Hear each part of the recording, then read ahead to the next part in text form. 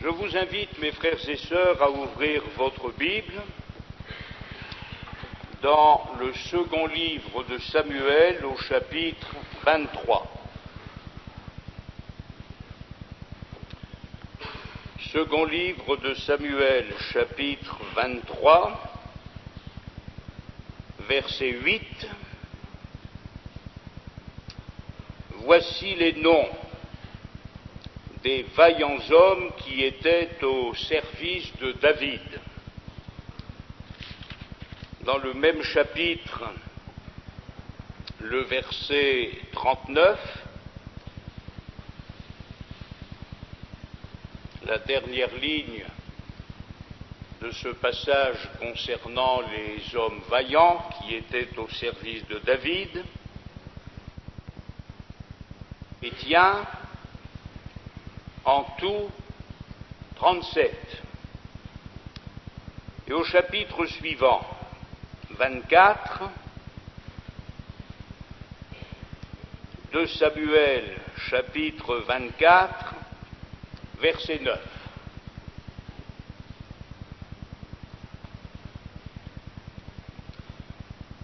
Joab remit au roi le rôle du dénombrement du peuple.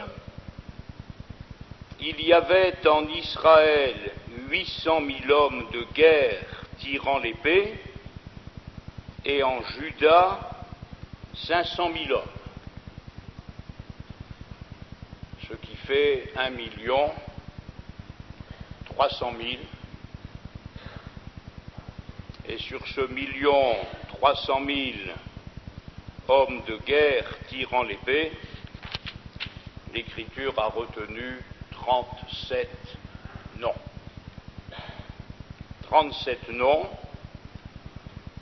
des vaillants hommes qui étaient au service de David. L'homme vaillant est incontestablement un homme de valeur. Et puisque nous sommes dans la liste des hommes de guerre, ces hommes se sont fait remarquer par leur vaillance, parce qu'ils ont combattu, alors qu'ils pouvaient avoir 1000 raisons de ne pas le faire.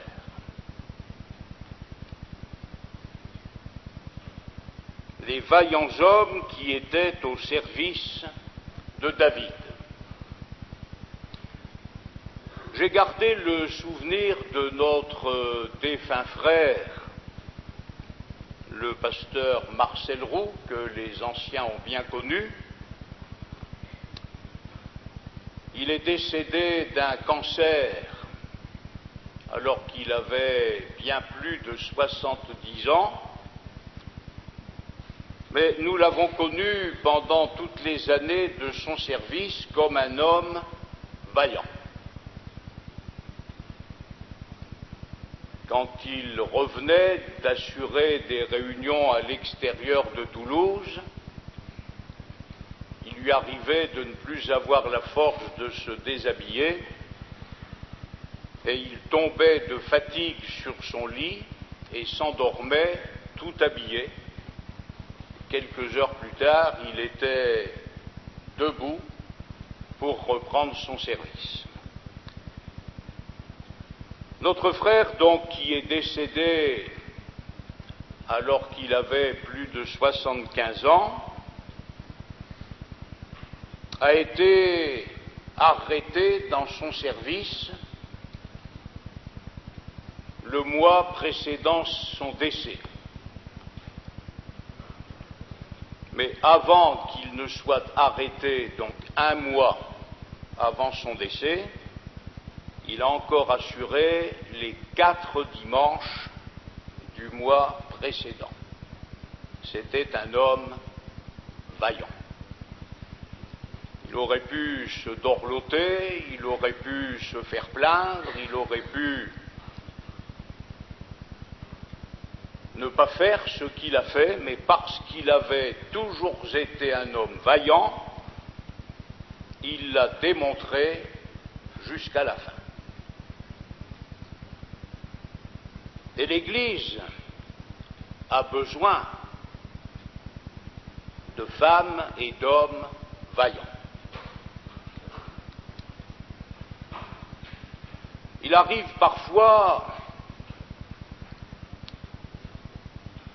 que dans les différentes activités de l'Église, on enregistre des absences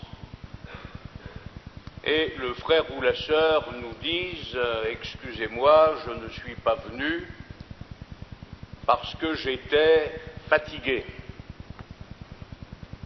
Or, ça me gêne toujours un peu, pour ne pas dire beaucoup, parce que ça laisse supposer que ceux et celles qui étaient présents n'étaient pas, eux, fatigués.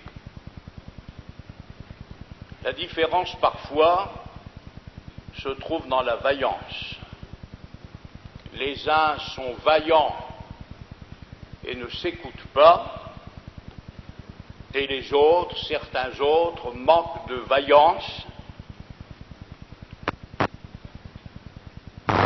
Nous remarquons donc que la parole de Dieu a retenu les noms de 37 hommes. Et si l'Écriture a retenu leurs noms, c'est uniquement parce qu'ils étaient des hommes vaillants. Et ce qui est étrange dans ce verset 8, c'est que l'Écriture dit qu'ils étaient au service de David. Il arrive que nous voulions bien être au service de Dieu, et pas question pour nous d'être au service des hommes, quels qu'ils soient. Or, le Saint-Esprit a cédé sa place, ici, pour souligner que ces 37 hommes étaient au service de David. En définitive, nous le verrons en méditant le texte du chapitre 23. En définitive, ils étaient au service de Dieu, ils servaient la cause de Dieu, ils étaient au service du peuple de Dieu pour accomplir les œuvres de Dieu. Et pourtant, le Saint-Esprit a permis que ce texte soit rédigé de cette manière. Voici les noms des vaillants hommes qui étaient au service de David. Je vous invite à suivre une lecture dans le livre de l'Apocalypse,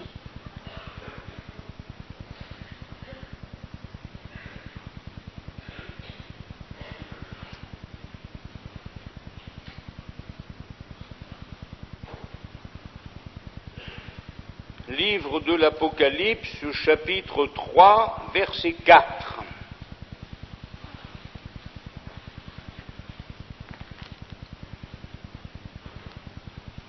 Livre de l'Apocalypse, chapitre 3, verset 4.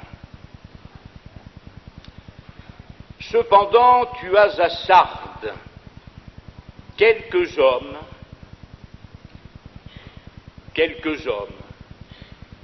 qui n'ont pas souillé leurs vêtements.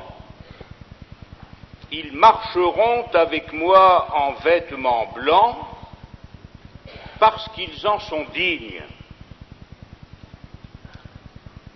Celui qui vaincra sera revêtu ainsi de vêtements blancs. Je n'effacerai point son nom du livre de vie, et je confesserai son nom devant mon Père et devant ses anges.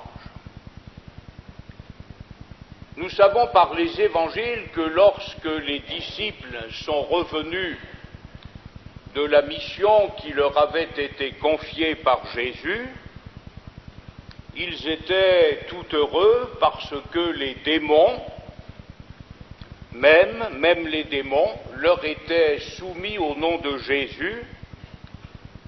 Et le Seigneur Jésus leur dit, ne vous réjouissez pas de ce que les démons vous sont soumis en mon nom, mais réjouissez-vous de ce que votre nom est inscrit dans le livre de vie.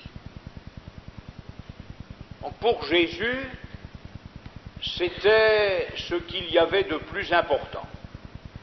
Réjouissez-vous de ce que vos noms sont inscrits dans le livre de vie. Et ici, ce même Jésus, alors qu'il a été glorifié, dit à l'église de Sardes, celui qui vaincra. Et pour vaincre, il faut être vaillant. Celui qui vaincra sera revêtu ainsi de vêtements blancs, je n'effacerai point son nom. Notre nom a été inscrit dans le livre de vie, comme l'Écriture a retenu les noms des 37 vaillants hommes de David, mais si nous voulons que notre nom soit maintenu dans le livre de vie, l'Écriture dit « celui qui vaincra ». Celui qui vaincra sera revêtu ainsi de vêtements blancs, je n'effacerai point son nom du livre de vie, je n'effacerai point son nom du livre de vie. Il y a donc une condition pour que notre nom reste inscrit dans le livre de vie, c'est de vaincre. Et je confesserai son nom devant mon Père et devant ses anges. Que celui qui a des oreilles entende ce que l'Esprit dit aux églises.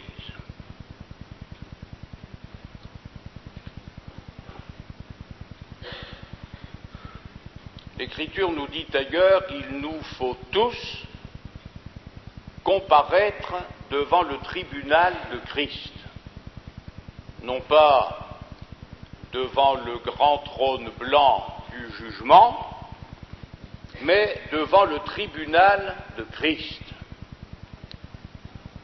afin que chacun reçoive selon le bien ou le mal qu'il aura fait étant dans son corps. Il m'arrive, je vous l'avoue, de me demander si nous sommes toujours conscients que nous aurons des comptes à rendre devant le tribunal de Christ.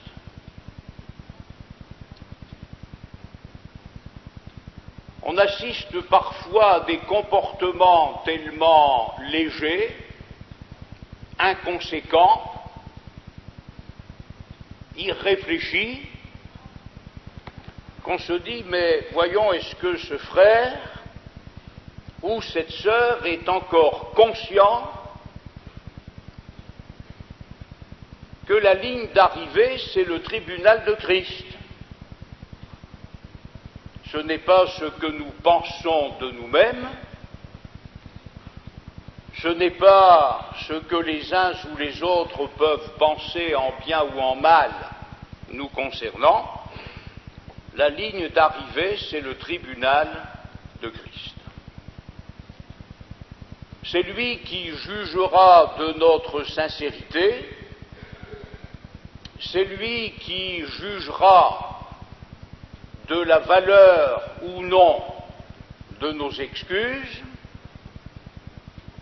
parce que l'Écriture dit que toute bouche sera fermée devant lui.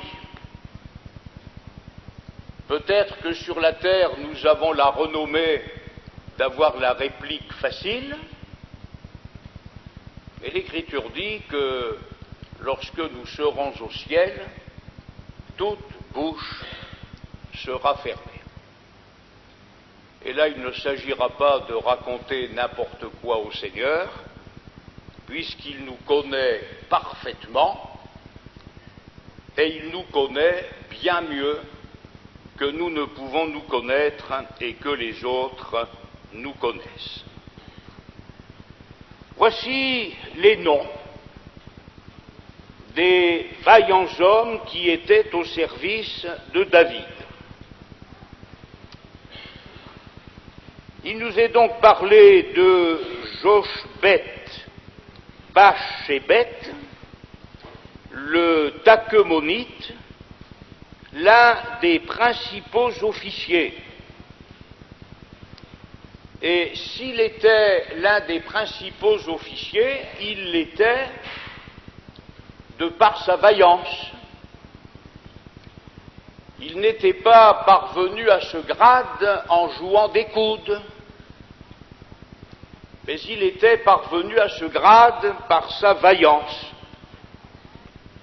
Que nous dit l'Écriture? Il brandit sa lance sur 800 hommes qu'il fit périr en une seule fois. Nous n'avons pas d'expérience dans ce domaine, mais ce ne doit pas être facile que de brandir une lance sur 800 hommes et de les faire tous périr, de ne pas déposer sa lance avant d'avoir fait périr le 800e de la troupe. Et si cet homme a été retenu par l'Écriture sainte comme étant l'un des vaillants hommes de David, c'est parce qu'il a dû en prendre sur lui, ne pas s'écouter et combattre jusqu'à ce qu'il parvienne à une pleine et entière victoire. Nous n'avons pas à discuter la parole de Dieu, nous n'avons pas à la livrer à notre raisonnement. Ça peut paraître difficile pour un seul homme de venir à bout d'une troupe qui en compte 800, mais si la parole de Dieu nous le dit, c'est que c'est vrai. Et c'est vrai parce que Josheb Bachébet était un homme vaillant.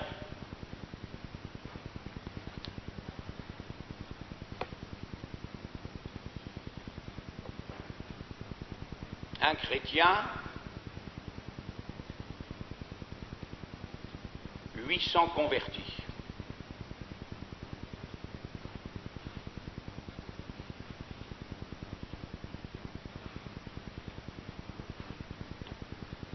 Tout dépend de la vision que nous avons. Peut-être le Seigneur attend-il que nous soyons animés de sa vaillance pour ne pas nous contenter de la médiocrité.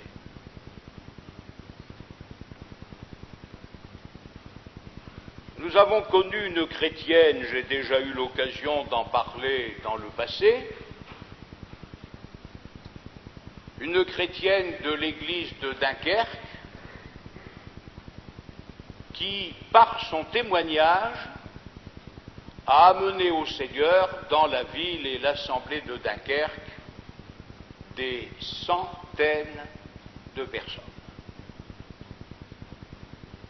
Non seulement elle les amenait aux réunions, mais elle s'occupait de ces âmes avec une sagesse toute divine. Elle leur parlait de Jésus, bien sûr, de la repentance, de la foi, de l'obéissance à Dieu. Et quand ces âmes-là arrivaient au baptême, ce n'était pas par la prédication d'un évangéliste, mais par le témoignage de cette sœur en Christ. Je suppose que le Seigneur a dû la compter au nombre de ses servantes vaillantes. Parce que pour amener des centaines de pécheurs à la conversion, il doit y avoir de notre part du renoncement et le fait de mettre en premier l'œuvre de Dieu. Elle n'avait pas de titre, elle n'était pas couronnée par une organisation spéciale. Il y avait tout simplement dans son cœur l'amour des pécheurs perdus. Et voilà ce qu'il nous faut, l'amour des pécheurs perdus. Et si le Saint-Esprit répand dans notre cœur cet amour pour les pécheurs perdus, nous serons capables d'actes de vaillance au plan spirituel, non pas pour faire périr 800 hommes, mais pour en conduire beaucoup au salut en Jésus-Christ. Alors, après lui, Éléazar, fils de Dodo, fils d'Achochi ou d'Akoki, il était l'un des 3 guerriers qui affrontèrent avec David les Philistins rassemblés pour combattre. Donc ils étaient 3, 4 avec David, tandis que les hommes d'Israël se retiraient sur les hauteurs.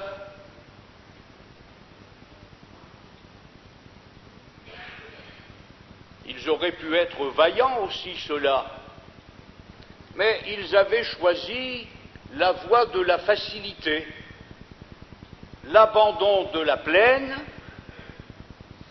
et chercher un refuge sur les hauteurs, se mettre d'abord à l'abri eux-mêmes. Ce sont des gens qui ont d'abord pensé à eux.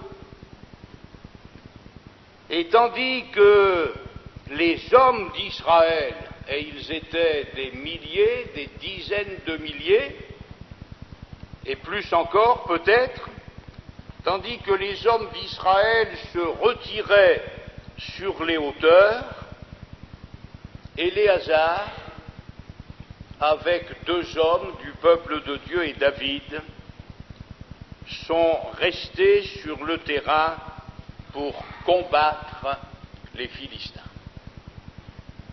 Des hommes vaillants. David le roi et 3 hommes vaillants qui se tenaient à ses côtés pour combattre les ennemis du peuple de Dieu. Verset 10, il se leva et frappa les Philistins jusqu'à ce que sa main fût lasse et qu'elle restât attachée à son épée.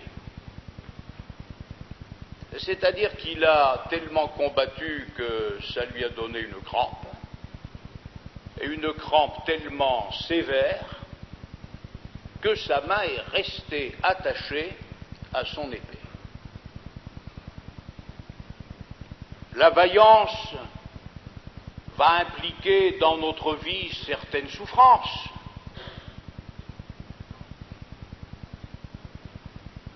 Le message de la souffrance n'est pas absent des 4 évangiles, il n'est pas absent des épîtres et adressé à l'Église de Jésus-Christ. Ce n'est pas agréable, nous n'aimons pas la souffrance, nous la redoutons parfois et nous faisons quelquefois ce qu'il faut pour l'éviter. Mais cet homme-là avait une vision. Et sa vision, c'était de triompher des ennemis d'Israël, et il a combattu avec son épée jusqu'à ce que sa main reste attachée à son épée.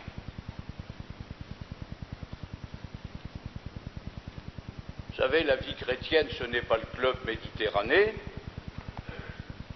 et heureusement pour nous, parce que ça ne va pas si bien que ça au club. L'Écriture dit, l'Éternel opéra une grande délivrance ce jour-là. Alors, il était au service de David, mais enfin l'Écriture dit que c'est l'Éternel qui a opéré une grande délivrance. C'est vrai que l'Écriture dit que Dieu ne donne pas sa gloire à un autre, que Dieu ne donne pas son honneur aux idoles, mais nous remarquons que Dieu apprécie ceux qui collaborent avec lui, que Dieu apprécie ceux qui ont son œuvre à cœur. Et Dieu n'hésite pas, même quand c'est lui qui opère la grande délivrance, Dieu n'hésite pas à dire, cette délivrance, je l'ai opérée par un homme vaillant. Et voilà pourquoi j'ai pu opérer cette délivrance, car j'ai travaillé avec Éléazar, comme Éléazar a travaillé avec moi. J'ai travaillé avec Éléazar et il m'a permis d'opérer cette délivrance. Alors bien sûr, quand les Philistins ont été vaincus, le peuple est revenu après Éléazar, seulement pour prendre les dépouilles, pour tirer les marrons du feu. Et ça, on le voit dans nos assemblées. Ce sont quelquefois ceux qui ne font rien qui crient le plus fort la victoire. Le jour du combat, on ne sait pas où ils étaient, on ne sait pas ce qu'ils faisaient, mais quand l'Éternel opère une grande délivrance, c'est l'histoire du coche et de la mouche. On a l'impression qu'ils ont tout fait et que sans eux, rien ne se serait fait. Mais lisons ce qui est écrit. Le peuple s'est retiré sur les hauteurs, le peuple a refusé le combat. Il y a un homme qui est allé jusqu'au bout de sa mission. Par lui, l'Éternel a opéré une grande délivrance. Et quand les ennemis furent vaincus et qu'il n'y avait plus de danger, alors le peuple est revenu pour prendre les dépouilles. Verset 11. Après lui, Shamma, fils d'Agé, d'Arar, les Philistins s'étaient rassemblés à Léchi. Il y avait là une pièce de terre remplie de lentilles. Le livre des Chroniques nous parle d'une autre pièce de terre avec de l'orge, une pièce de terre remplie de lentilles, et le peuple fuyait devant les Philistins. Shamma n'a pas pris la fuite avec le peuple, il s'est placé au milieu du champ, il l'a protégé et il battit les Philistins. Et par qui l'Éternel a-t-il opéré une grande délivrance?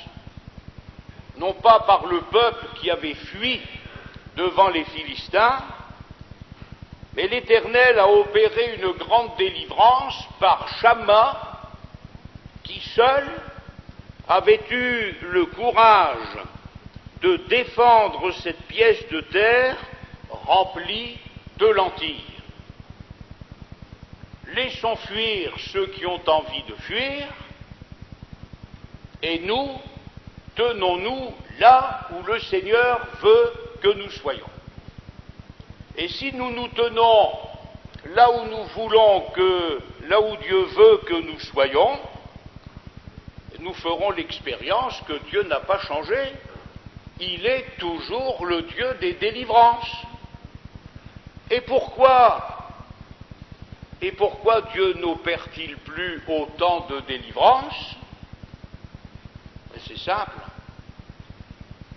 Parce qu'il y a trop de fuyards et pas assez d'hommes et de femmes, de jeunes gens et de jeunes filles capables de défendre la pièce de lentille ou le champ d'orge. Vous pensez, s'il me maudit, c'est que Dieu lui a dit maudit David, et si Dieu lui a dit maudit David, que puis-je y faire et qui pourra y faire quelque chose? Plus on ne peut quand même pas raconter des histoires comme celle qu'il criait aux oreilles de David, sans que tôt ou tard ça nous rattrape. Plus tard, Chiméi sera puni, mais ce ne sera pas le fait. Verset 13, 3 des 30 chefs descendirent au temps de la moisson et vinrent auprès de David dans la caverne d'Adulam, lorsqu'une troupe des Philistins était campée dans la vallée des Rephaïm. David était alors dans la forteresse, et il y avait un poste de Philistins à Bethléem, là où Jésus est né, la maison du pain. David eut un désir, et il dit, qui me fera boire de l'eau de la citerne qui est à la porte de Bethléem? Le verset 16 nous dit, les 3 vaillants hommes ont dit à David, écoute, nous on y va. Ils n'ont pas cherché midi à 14 heures, ils ont dit à David, nous y allons. Ils passèrent au travers du camp des Philistins et puisèrent de l'eau de la citerne qui est à la porte de Bethléem. Ils l'apportèrent et la présentèrent à David, mais il ne voulut pas la boire, et il la répandit devant l'Éternel. Nous sommes loin de ce serviteur méchant et paresseux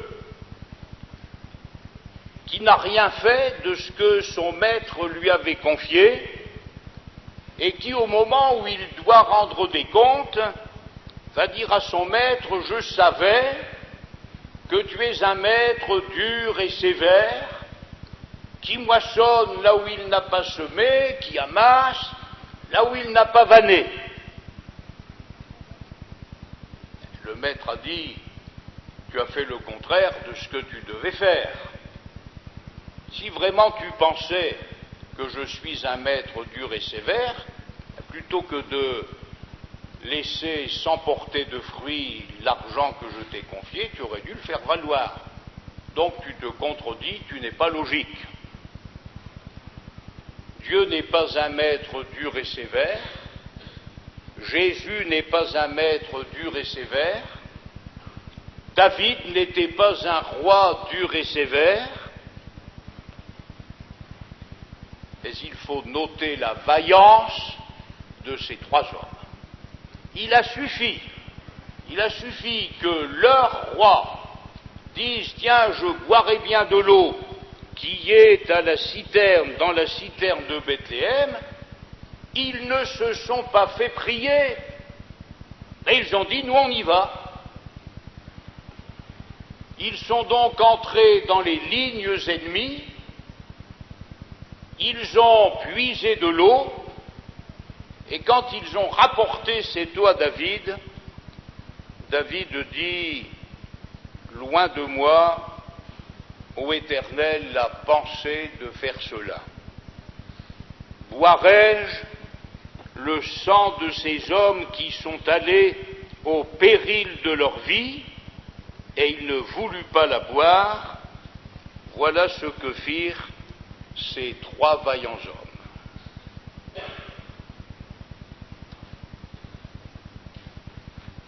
Quand le livre de l'Apocalypse nous parle de certains chrétiens qui sont entrés ou qui entreront dans la gloire par le chemin exceptionnellement dur de la souffrance, le livre de l'Apocalypse nous dit « Ils n'ont pas aimé leur vie jusqu'à craindre la mort. » Et aussi longtemps que nous aimerons notre vie plus que le Seigneur, nous craindrons tout et n'importe quoi, et nous manquerons de cette vaillance indispensable. À celui qui vaincra, je donnerai. Et celui qui vaincra, je n'effacerai point son nom du livre de vie. Verset 18. Abishai ou Abigaï, frère de Joab, fils de Tseruya, était le chef des 3. Il brandit sa lance sur 300 hommes et les tua. Et il eut du renom parmi les 3. Il était le plus considéré des 3, et il fut leur chef, mais il n'égala pas les 3 premiers. C'est vrai que l'un va rapporter 5 talents, 5 et 5, 10, l'autre va en rapporter 2, 2 et 2, 4, celui qui n'en avait reçu qu'un aurait pu en rapporter un autre, puisque Jésus dit à chacun selon sa capacité. Il n'était pas capable de faire valoir 5 talents, ni 2, mais il était capable d'en faire valoir 1. Eh bien, ce talent-là, il n'a pas su le faire valoir. Celui qui a tué 300 hommes en a tué moins que le premier qui en a tué 800, mais si nous ne pouvons pas tuer 800 hommes ennemis de Dieu et de son peuple, nous pouvons peut-être en tuer 300. Nous n'aurons pas le même renom que le premier, mais peu importe. À partir du moment où nous sommes vaillants et où nous faisons quelque chose dans l'œuvre de Dieu, pour l'œuvre de Dieu.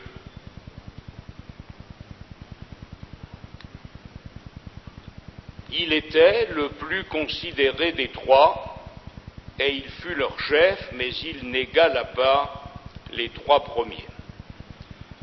Benaja, fils de Jéhojada, fils d'un homme de Cab-Tseuel, rempli de valeur, c'était aussi un homme vaillant, rempli de valeur et célèbre par ses exploits. Il frappa les 2 lions de Moab, il descendit au milieu d'une citerne, où il frappa un lion un jour de neige.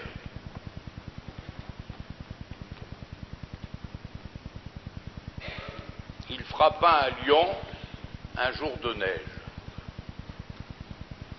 Depuis des années, nous ne savons plus ce qu'est la neige.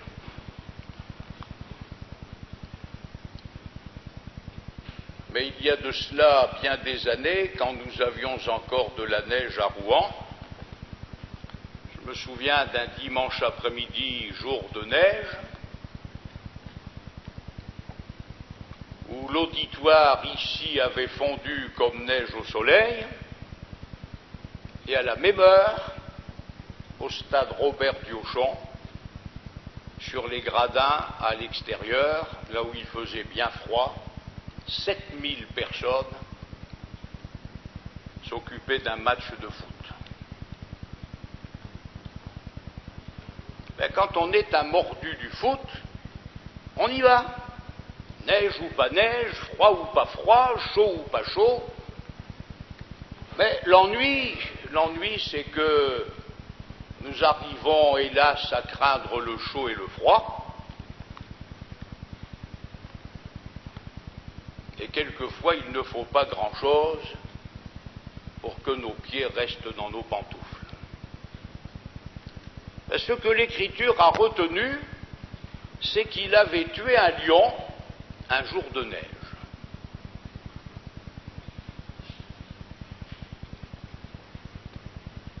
Vous savez que le livre des Proverbes dit que le paresseux tourne sur son lit comme la porte sur ses gonds. C'est-à-dire qu'une porte, ça tourne toujours, mais ça ne bouge pas de place. Et le paresseux dit, je ne sortirai pas parce qu'il y a un lion dans la rue. C'est quand même curieux.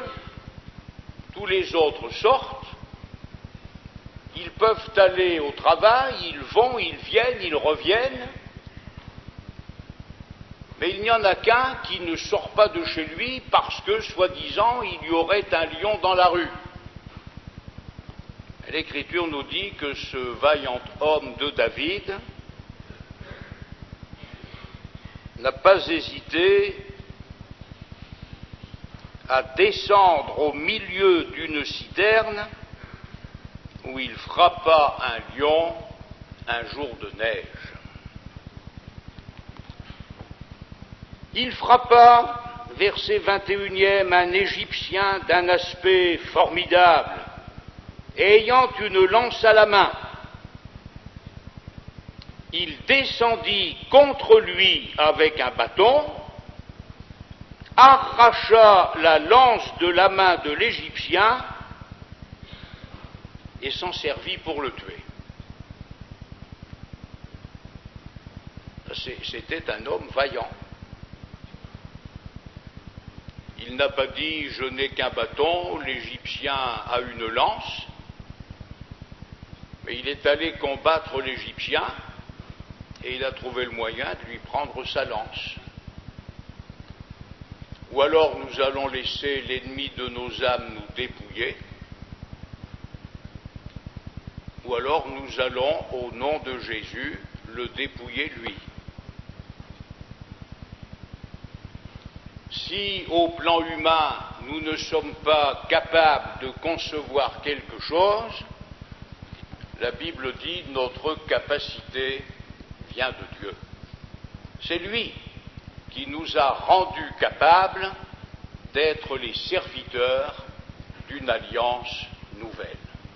Or, ne nous laissons pas impressionner par la taille des Égyptiens, mais combattons avec vaillance afin que l'œuvre de Dieu se fasse et que son nom soit glorifié en nous. Verset 22, voilà ce que fit Benaja, fils de Jéhojada, et il eut du renom parmi les 3 vaillants hommes. Il était le plus considéré des 30, mais il n'égala pas les 3 premiers. David l'admit dans son conseil secret. À partir de ce jour-là, il a fait partie de l'état-major du roi. David l'admit dans son conseil secret. La parole de Dieu nous dit que le secret intime de l'Éternel est pour ceux qui le craignent. Et nous pouvons dire ici que le secret intime de l'Éternel et pour les hommes et les femmes vaillants. Les hommes qui ont de la valeur, qui ne s'écoutent pas, mais qui aiment le Seigneur suffisamment pour lui permettre de les utiliser. Or ensuite nous avons les noms des 37 hommes vaillants qui étaient au service de David. Que le Seigneur fasse que notre nom ne soit jamais effacé du livre de vie. Que le Seigneur fasse que notre vie chrétienne ne soit pas une vie quelconque, mais que nous tenions compte de tout ce que la parole de Dieu nous dit. Et ce soir, elle nous appelle à être vaillants, non pas 37 sur 1 300 000, mais à 100%. À 100%. Dans l'œuvre de Dieu, il ne doit pas y avoir ceux qui travaillent et ceux qui regardent, mais nous devons tous être ouvriers avec Dieu. C'est à cela que nous avons été appelés par la grâce de notre Seigneur Jésus. Retenons donc, mes frères et sœurs, ce que la parole de Dieu nous dit. Ne soyons pas des auditeurs oublieux, mais après avoir jeté nos regards dans la loi parfaite, la loi de la liberté, l'Écriture nous invite à nous mettre à l'œuvre afin que nous soyons heureux dans notre activité. Que le Seigneur bénisse sa parole pour chacun d'entre nous, notre frère.